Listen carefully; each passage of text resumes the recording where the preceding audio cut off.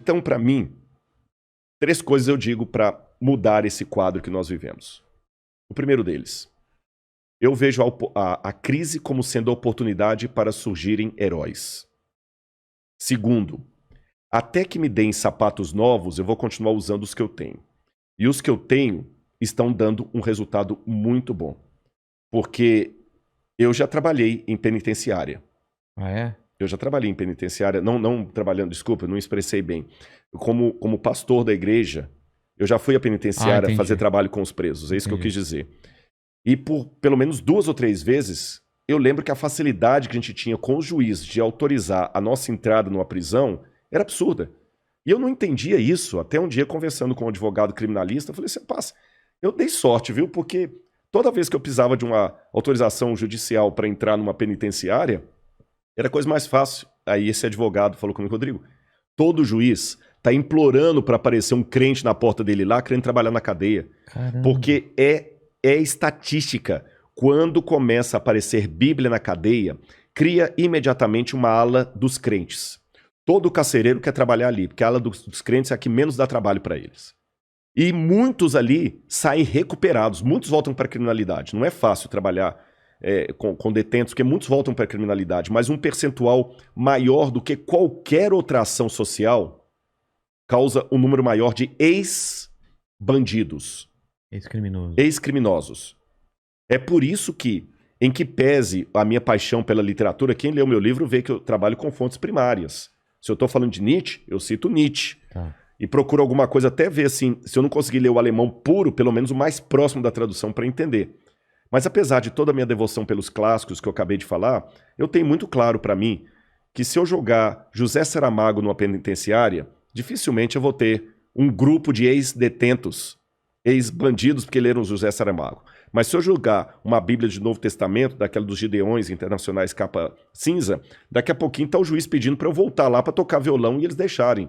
Por isso que estudando essas coisas, os autores, as propostas, eu particularmente vi mais sentido na proposta bíblica do apóstolo Paulo, que era um cara genial, culto, onde Paulo fala, peraí, o problema não está na sociedade, o problema está no indivíduo.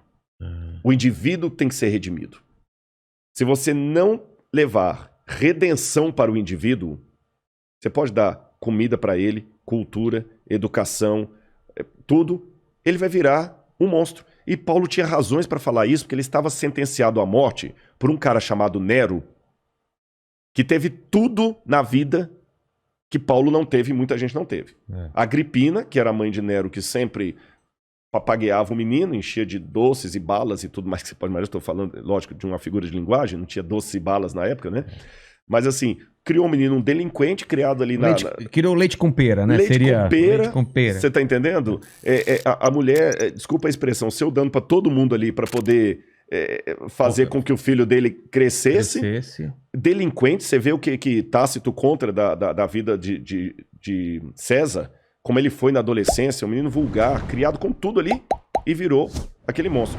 Quer dizer, se o problema fosse a falta de oportunidades, Roma não produziria um Calígula, um César, ou um fraco de um Cláudio.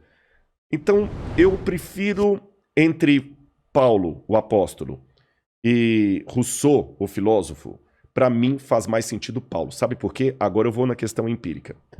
E eu vou dar um exemplo até da Segunda Guerra Mundial. Questão empírica. Quando você chega com uma proposta de reformar o Estado para torná-lo melhor, mais igualitário, isto não diminui a população carcerária. Mas quando você joga uma Bíblia lá dentro, você tem um monte de ex-bandidos que agora você pode confiar a sua casa com o cofre aberto na mão dele que ele não faz mais nada. E eu nunca vi gente falando sobre isso como uma coisa real, porque é real isso. Exatamente. É real. É real. Ceticismo da fé fala sobre o quê? Esse é um livro que eu escrevi... Porque, a princípio, ceticismo e fé são coisas paradoxais, né? Exatamente. Esse título, até, na verdade, ele surgiu... que eu tive algumas entrevistas no programa do Jô. Eu vi. E a terceira entrevista que eu tive lá, foram 3 entrevistas. Na terceira... eu lembro que eu falei com ele que a fé era racional. Aí ele falou, essa foi a maior antifrase que eu já ouvi aqui no programa. Total, né? E eu falei com ele, olha, é porque se a fé não for racional, não é fé, é fideísmo ou crendice.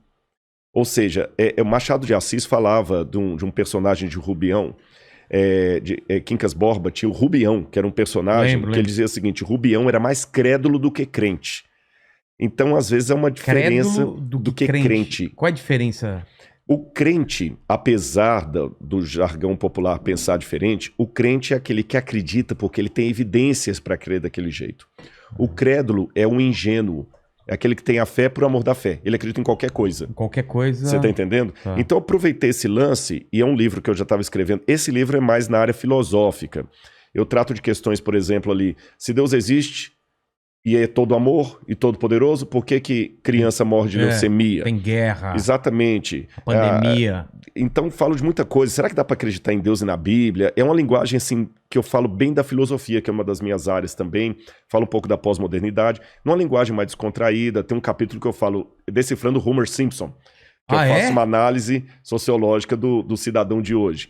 E o título, O Ceticismo da Fé, criou esse paradoxo justamente para mostrar que às vezes é preciso duvidar para crer. Porque se você for olhar bem, vamos pegar o ateu clássico, ou o cientista clássico.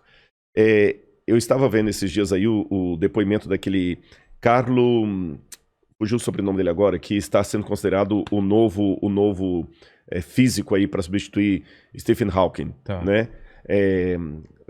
Ravaleri, daqui a pouco eu lembro o sobrenome dele. Ele mesmo fala, eu sou ateu, sou descrente e tudo mais, mas eu acredito num monte de coisa que eu não vejo.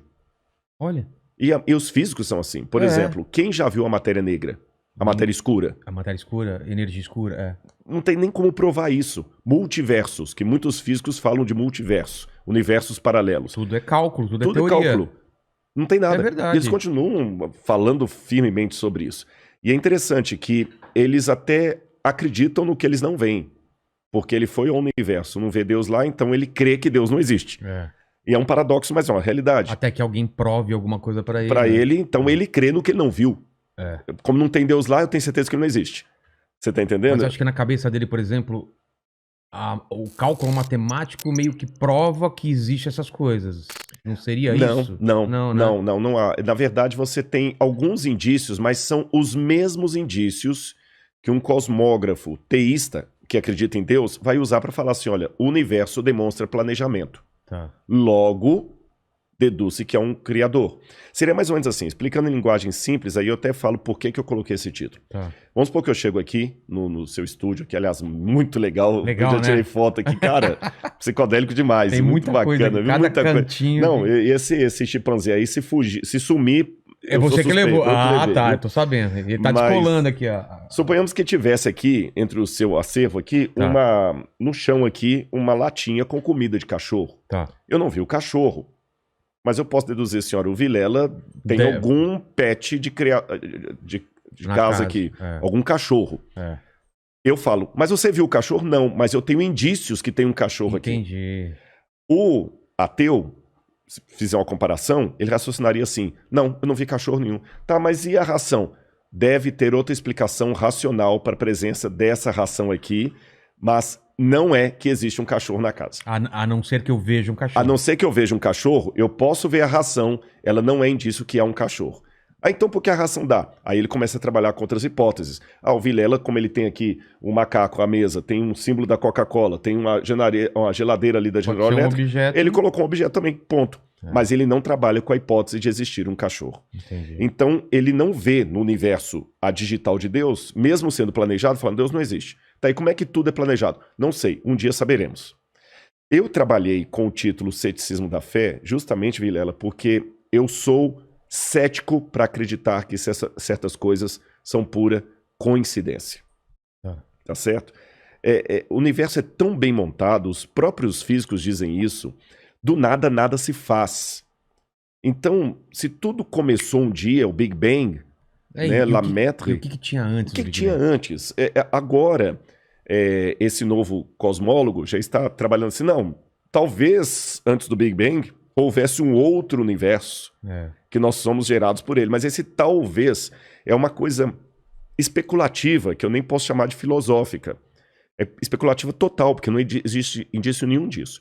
Quando o George Lemaitre, que era padre, por incrível que pareça, desenvolveu a teoria do Big Bang, na época de Einstein, eram amigos de Einstein e tudo mais, o que eles disseram? Esse é o que é clássico sobre o Big Bang e que está mais próximo de ser comprovado. Tá. Em primeiro lugar, o universo teve um começo. Esse universo que nós acreditamos teve um começo. E antes do universo não havia nada. Nem o tempo, nem o espaço, nem a gravidade, nem a energia, não havia nada. Era o zero absoluto. Isso. A incógnita é a seguinte: do nada, nada se produz. Ex nihilo, nihil fit, diziam os latinos. Se não havia nada, por que hoje há algo? É uma pergunta que já vem desde Parmênides. Por que existe algo ao invés de nada? Eu sou cético demais para acreditar que do nada pode sair tudo. É mais sensato para mim acreditar que existia uma causa primeira, para citar o Aristóteles aqui, essa causa primeira que deu origem a tudo que existe e ela mesma não pode ser dimensionada ou delimitada pelo tempo, pela gravidade, porque essas coisas partem depois dela. E a teologia vai chamar essa causa primeira de Deus. Tá certo? E alguns falam, não, eu acredito em qualquer coisa, menos Deus. Eu prefiro acreditar na possibilidade de ter tido um universo anterior ao nosso. Tem aquela teoria do efeito sanfona, né? Ele vai se expandindo, depois contrai, explode, etc. Só que quais são as evidências científicas para isso? Zero absoluto. Né? Então, apenas sabendo, a gente só sabe que o universo está se expandindo, isso sabe. Exatamente. Então, na verdade, eu sou tão cético quanto os ateus. Quanto os cientistas. Sim, só que o meu ceticismo me conduz a dizer que havia uma causa primeira e o ceticismo deles conduz a dizer que havia talvez um multiverso ou um outro universo. Vê se eu estou falando besteira. Existem lacunas e os ateus preenchem essas lacunas com alguma coisa e você e eu, que cremos em Deus, a gente preenche com outras coisas. É isso? Sim, são lacunas. E não, são lacunas. É só que essa frase, o Deus das lacunas, ela acabou... Existe isso? Existe essa expressão, o Deus das lacunas. Não sabia. Só que ela é dita de uma forma pejorativa, sabe? Ela é dita de uma forma pejorativa, como se fosse assim, o crente, o crentez, até para falar numa linguagem bem vulgar assim. Não tem explicação, é Deus. Bom, não tem explicação, é Deus. E isso acaba caindo realmente de uma forma caricata. Fácil, né? É exatamente, porque existe também o acaso. Eu tô conversando com você aqui, eu posso derrubar esse copo e cair no chão e quebrar. Não é um milagre. É um milagre, ou o diabo que derrubou, o Deus que derrubou. Então, realmente é uma forma caricata de falar da fé. Eu não acredito que seria simplesmente o Deus das lacunas.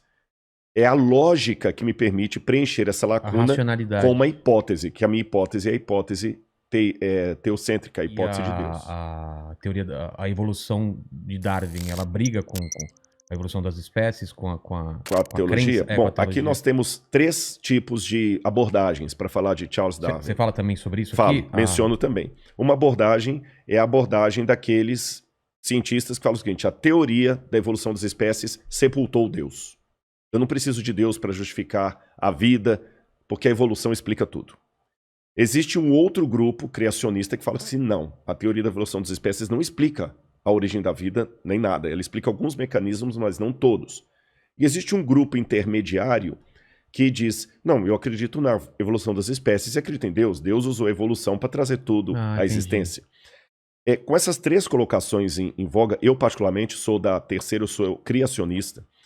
Eu digo o seguinte, a teoria da evolução das espécies de Darwin, ela teve realmente um salto explicativo muito bom para várias coisas. Várias coisas.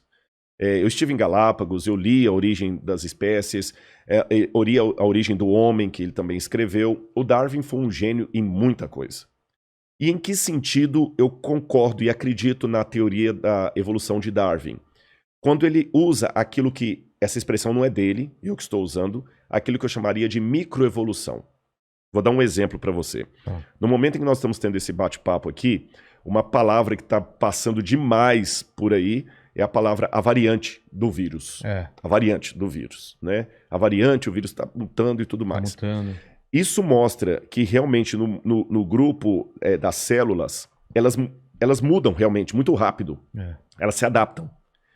Isso é uma forma microscópia de ver o que acontece na natureza. Numa escala maior e mais lenta. E Darwin percebeu isso. Ele notou que os tentilhões lá de Galápagos são várias ilhas que tem ali em Galápagos, que os tentilhões de uma ilha tinham um bico de um jeito, da outra ilha tinha um bico de outro jeito, e ele ligou o formato do bico dos tentilhões dos pássaros com o tipo de fruta que havia ali. Função então, o cara foi um gênio, você tá entendendo? Absurdo. E com isso eu concordo com ele. Os animais foram mudando ao longo dos tempos, por exemplo, se adaptando. Você tinha um casal primitivo lá de lupus caninos, e desse casal primitivo deu uma série de tipos de animais caninos diferentes, que vão desde a raposa até o chihuahua, o rottweiler, o husky siberiano, vários cachorros, o coiote, o lobo, o felis leu deu origem a vários tipos de felinos. Isso aí Darwin realmente está de parabéns. Agora, o que eu acho que Darwin não provou? E aqui que eu acho que desculpe-me falar assim, sem querer ser panfletário, até a ingenuidade de quem é darwinista roxo. Darwin não provou que uma espécie virou outra espécie. Por exemplo, que viemos do macaco. Na verdade, Darwin nunca disse isso. Não, né? Não. Darwin diz que nós viemos de um ancestral comum com símios. E símio, para o macaco, não é um sinônimo perfeito. Mas explicando de maneira mais simples assim, embora eu não seja biólogo, né? Existia, na visão darwinista, um ancestral comum que deu origem a alguns tipos de macacos, como os orangotangos e os chimpanzés. E desse mesmo tronco saiu outro tronco que deu origem ao Ramapithecus, que depois foi evoluindo de Ramapithecus para Homo ergaster, tem vários lá, Australopithecus, até chegar no Homo sapiens e o Homo sapiens sapiens, que é o homem moderno. Então nós somos parentes deles aí. Só que, qual a prova fóssil disso? Por exemplo, que os répteis no passado que as aves no passado eram répteis. Não existe nenhuma prova, não existe nenhum fóssil de transição, é zero. Mesmo que eu falei da mutação do vírus do Covid, tem a variante da Amazônia, a variante lá da China, a variante da Índia, mas o vírus ainda é vírus do Covid. O vírus do Covid não virou um vírus da hepatite. O vírus do Covid não virou um vírus da AIDS. Entendi. Você está entendendo? Ele está realmente mutacionando-se, mas ele continua sendo um vírus do Covid mutacionado. Ele não virou Covid, agora virou AIDS. Aliás, graças a Deus por isso. Imagina, você está criando uma vacina para uma doença, daqui a pouquinho dentro do seu organismo ele vira outra doença. Então não existe nenhuma prova biológica que um ser de uma espécie evoluiu e virou ser de outra espécie. Você está entendendo? Um dinossauro virou uma galinha. Isso não tem. Então eu sou cético. Não existem essas provas até hoje. Já tentaram várias vezes forjar até provas. Parece que tem um elo perdido, né? O pessoal não conseguem achar esse elo perdido. Exatamente. Que é esse salto. Esse salto não tem. Você tem apenas indícios. O fóssil de um ser e o fóssil de outro ser. E esse caminho aí... Esse caminho eu tenho aqui a garrafa e eu tenho o copo. Aí, esse caminho aqui é uma lacuna. Aí o evolucionista fala assim, não, esse copo aqui foi evoluindo, até virar essa garrafa. Eu, Rodrigo, penso que não. Esse copo pode ter evoluído para virar um outro copo. Então, esse copo aqui pode amanhã virar o copo que você está tomando água aí. Mas continua sendo copo, não a garrafa. É esse que é o ponto. Só que hoje, falar contra o darwinismo, o evolucionismo, é quase dar um tiro no pé acadêmico. Porque vão chamar de negacionista, né? Negacionista virou um mantra. É isso que tá aí. É a transformação do indivíduo. E é isso que eu desafio o pessoal, a transformação do indivíduo. As pessoas não querem se transformar. Isso aqui eu aprendi até nem foi só com a Bíblia, não. Foi com a cultura hindu. A Shinavanda falava, por exemplo, que para árvore macieira continuar vivendo, ela tem que soltar as folhas dela e as maçãs dela e se deixar renovar pelo outono e o inverno, até a primavera. E ele fala, o ser humano é a única árvore que no outono não quer soltar as folhas. É a metáfora para que não soltar as folhas seria o quê? Não se despir de... Não se despir de preconceitos, de mudança de vida. O máximo que a gente quer é ser melhor cidadão, melhor pai, melhor filho, melhor aluno. Mas a Bíblia fala que eu não preciso ser melhor cidadão, eu preciso ser nova criatura. A proposta bíblica é mais radical, é rasgar o Rodrigo. Por isso que Jesus falou uma vez com Nicodemos, falta uma coisa para você, Nicodemos. Você tem que nascer da água e do Espírito. Como nascer da água? Eu vou voltar para a barriga da minha mãe e nascer de novo? Jesus, Nicodemos, aí que tá, meu filho. Jesus também é um cara bem-humorado. Eu falei isso com você. Então, a gente estava conversando sobre isso. Ele falou, olha, se eu tô falando das coisas da terra, você não tá entendendo, como é que você quer que eu te fale do céu? Aí ele usava metáfora, parábola, exagero. E Jesus jogou direto. Mas são as ferramentas que a gente usa para fazer piada. Exatamente. Né? Só que não parecem piadas porque ressoavam na época, né? Não é? O que eu vou falar aqui vai surpreender muito. Tá. Jesus não era um comediante. Mas ele usava a mesma ferramenta dos comediantes para atrair a atenção das pessoas. E ele desafiava. Jesus despia você só com o olhar e com as palavras dele. Você falou uma coisa muito interessante fora do ar para mim. Eu achei interessante que eu te fiz uma pergunta. Falei assim, olha, lá na hora da live você vai me entrevistar, né, do podcast. Mas aqui eu quero te fazer uma pergunta. Você estava me entrevistando. E eu perguntei assim, cara, como é que é fazer humor hoje? Porque o mimimi tá tão grande que se você escrever na internet assim... eu gosto de maçã. Eu gosto de maçã. Pronto. Cara, daqui a pouquinho vai aparecer... E a pera? E a pera? Pô, como caramba, assim? A uva? Todo mundo gosta de uva. Você é um... Uvofóbico? Uvofóbico, né? Você fala salada de frutas, por quê? Por que misturar todas as frutas? Cada fruta tem sua individualidade. Exatamente. Você tá no, e não é uva, lugar de fala. É UV. É UV. É UV. É UV. Não é maçã, é macê. É macê. Então, sabe, é meio complicado esse negócio. Aí você falou comigo, explicando ali até que o humor é o exagero. Quando você falou isso, eu lembrei. Na época de Cristo, e eu não esqueci que eu ia dar um exemplo prático da mudança, hein? Era a hipérbole, o exagero que trazia atenção para o humor. Então, quando Jesus falava assim, é mais fácil passar um camelo no fundo de uma agulha do que um rico entrar no céu, o povo riu. Com certeza, né? Riu. Porque é um exagero. Era um exagero. Olha, se alguém olhar para a mulher com intenção impura, já adulterou. Mas só que era uma risada.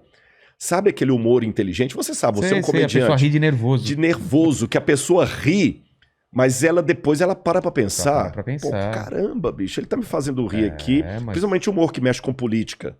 O cara, ele lança uma geral ali. O humor é a forma mais fácil de você entrar na cabeça das pessoas, é direto. Principalmente, né? Vilela, se for um humor de ironia. A ironia é uma estratégia de linguagem que os medíocres intelectuais não entendem. E os hipócritas também não. Quem é medíocre intelectualmente, quem é hipócrita não entende a ironia. Ele não percebe a ironia. É comigo? Aí Jesus contava uma parábola e ele jogava papo reto no povo. Você tem que nascer de novo, Nicodemos. E o povo hoje não quer nascer de novo. Voltando à metáfora hindu lá, eu não quero soltar as minhas folhas porque no inverno eu vou ficar pelado, eu vou ficar feio. Eu quero ficar bonito. Dá trabalho, né? Aí você fica no inverno se enfeitando com folhas que não são suas, porque as naturais caem. É como o Photoshop do Instagram, que não é você.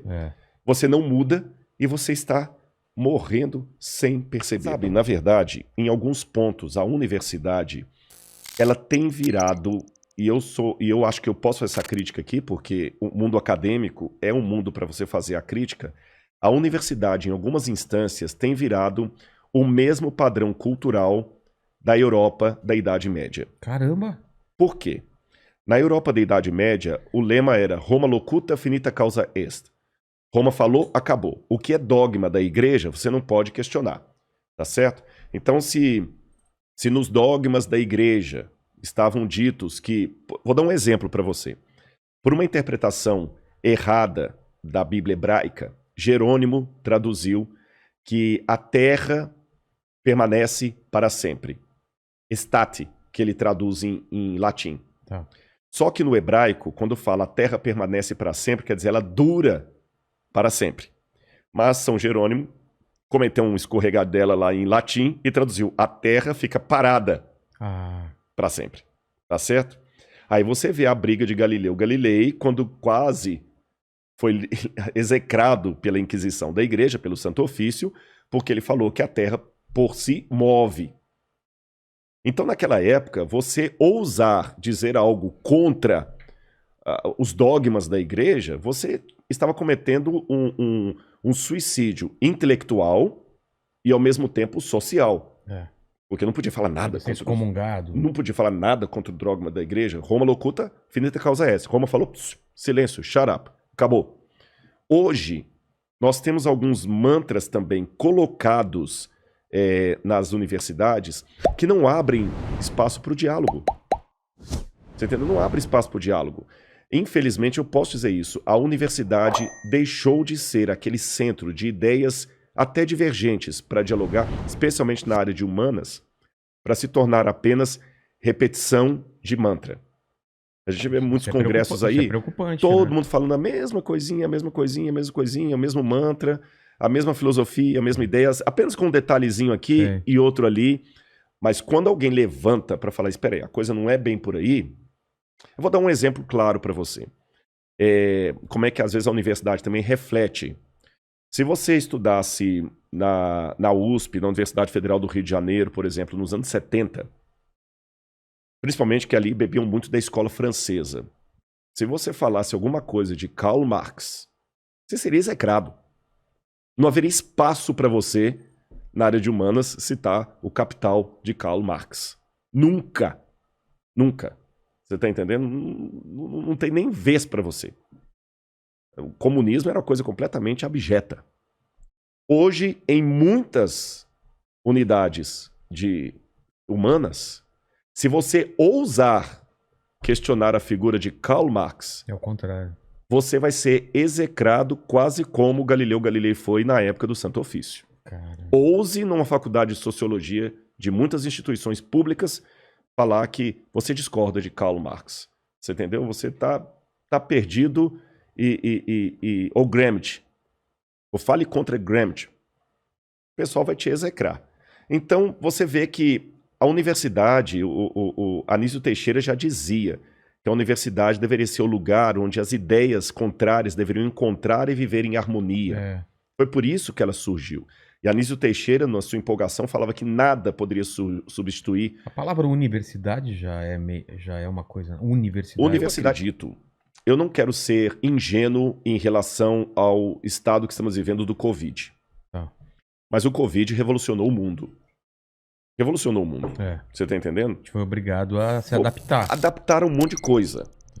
E sempre após uma crise, alguma coisa acontece. Apesar de eu não ser, como falei, ingênuo, a ponto de acreditar naqueles mantras, agora o pessoal ficou mais solidário, o pessoal ficou mais otimista, mais legal, mais da hora. Não, pelo contrário. Agora que as crises afloraram mais ainda. Agora que tem um monte de marido matando mulher, mulher matando marido, professora desesperada pedindo a escola para levar os meninos de volta.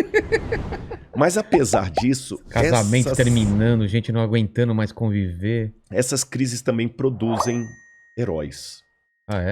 Eu vou contar uma coisinha para você. É interessante que na linguagem que as pessoas têm da antropologia, cada um tem uma visão em relação ao ser humano. Sim. Aqueles que seguem mais a ideia de Rousseau, que escreveu o Emílio, Rousseau era um camarada super otimista. O que o Rousseau falava em síntese? O ser humano, ele nasce bom. A sociedade que o corrompe. E nós vivemos hoje uma geração de herança filosófica rousseauiana. Por isso que muita gente hoje quer criticar o Estado. O problema do Estado. A culpa sempre é do Estado. A culpa é do Estado. Você está entendendo? O sujeito está lá, matou a mãe e o pai, bateu no liquidificador e misturou com batata e abacate, bebeu aquilo como vitamina. O cara é um demente. Não, mas é o Estado. Não deu condições. Não deu condições, ele foi estuprado na infância e tudo mais. Ou seja, a culpa é do Estado. Então hoje, o mecanismo, que para mim já está há tempos considerado fadado ao fracasso, a ideia hoje é, vamos consertar o Estado, aí nós vamos ter bons cidadãos. O que para mim é uma ideia ridícula. Sabe por quê? Hitler consertou o Estado alemão. Hitler pegou uma Alemanha... Se eu avaliar Hitler do ponto de vista administrativo, econômico, político, Hitler merecia um prêmio Nobel. Só que o camarada... Como quase ganhou. Quase ganhou. Só que o camarada era um demônio. Porra! Pô, 6 milhões de judeus nas costas dele. Não tem uma figura mais próxima do demônio do que Hitler. Mas só que ele não deu um tiro. A gente fala muito do Hitler, mas esquece que Hitler não deu um tiro. É verdade. Ele não assassinou diretamente ninguém. É o poder da palavra, das ideias. Das ideias, numa Alemanha que é o berço da cultura. Pelo menos não eram burros, eram pessoas cultas. Pelo contrário, até hoje. Um dos meus doutorados é em teologia. Então... E a gente, para fazer doutorado em teologia, você tem que estudar pelo menos um pouco de alemão, porque tem palavras em alemão que não se traduzem na filosofia e na teologia. Que é impossível, né? Não, a Alemanha... quer dizer uma coisa e aquilo... E é só aquilo em alemão. Você entendeu? Zeitgeist. Zeitgeist, o espírito do tempo. E mesmo assim não é o significado mesmo. Não é. Schadenfreude, que é uma alegria na desgraça. Então tem muita coisa. Eu não falo alemão, mas eu tive que aprender um pouco de alemão para poder entender o pensamento alemão. Senão não dá nem para dialogar com os filósofos alemães. E a Alemanha nos deu Heidegger, Goethe, Wagner, Nietzsche. Olha, isso eu não fui nem para a área das... Falei de Wagner, mas nem fiquei muito na área das artes, só da filosofia. Hegel. Então, quer dizer, a Alemanha, apesar de toda essa influência intelectual, de peso... Foi levada por um cara que nem alemão era, medíocre. Você entendeu? Medíocre, como pintor. Exatamente. Fracassado. Frustrado, né? Baixinho. Ruim de cama, porque até com as mulheres ele tinha problema. Ele contraiu sífilis na juventude, nunca conseguiu se recuperar com aquilo. O Hitler era tudo que você pensa de um cara tapado. E ele conseguiu convencer um país arranjado intelectual. Você tá entendendo? Uma loucura. Uma loucura. Então se consertar o Estado resolvesse o problema, não teria o nazismo com 6 milhões de mortos. Exatamente. Então, às vezes, o que eu penso é que, às vezes, essa ideia de querer consertar o Estado para consertar o indivíduo é encontrar a mulher com o amante na cama e queimar a cama. Não vai resolver o problema. Você continua chifrudo do mesmo jeito. Exatamente. Essa cama é o problema. Essa cama é o problema. Eu vou queimar a cama. Aí vou vender essa cama. Aí ela tá no sofá com o cara. Você tá entendendo? Então não é por aí a coisa. É você colocar o foco em outro lugar e não ver realmente o problema.